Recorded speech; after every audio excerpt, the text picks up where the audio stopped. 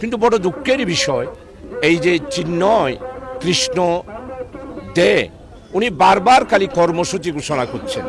উনি বলছেন হিন্দুদের উপর নির্যাতন হচ্ছে, তাদের অধিকার হারা হয়েছে, এই জন্য বারবার কর্মসূচি দিচ্ছে। আমি এমনকি হাঁটাজারিতে তাদের 21 একর জায়গার উপরে যে মন্দির, সেখানেও মন্দিরেও আমি সেখানে গিয়েছি। আমি 10,000 20,000 হিন্দুদের সামনে বক্তব্য রেখেছি। বক্তব্য রেখে আমি বলেছি যে চলুন নতুন বাংলাদেশে আমরা ঐক্যবদ্ধভাবে সামনের দিকে অগ্রসর হই।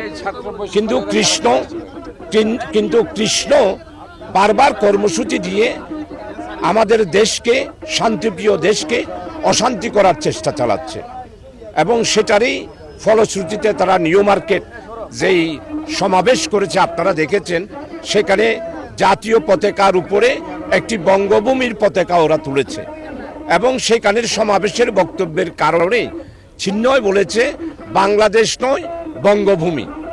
আমরা কি বাংলাদেশের নাগরিক না বঙ্গভূমির নাগরিক, জনগণ সেটাই বিচার করবে। এটার পরিপ্রেক্ষিতে বর্তমান সরকার তাদেরকে একটা মামলা দিয়েছে, রাষ্ট্রদ্রোহী মামলা। এই রাষ্ট্রদ্রোহী মামলার কারণেই তাকে গত পরশু গ্রেপ্তার করা হয়েছে। তাকে তো হিন্দু হিসেবে গ্রেপ্তার করা হয় নাই, তাকে রাষ্ট্রদ্রোহী মামলার আসামি হিসাবেই গ্রেপ্তার করা হয়েছে।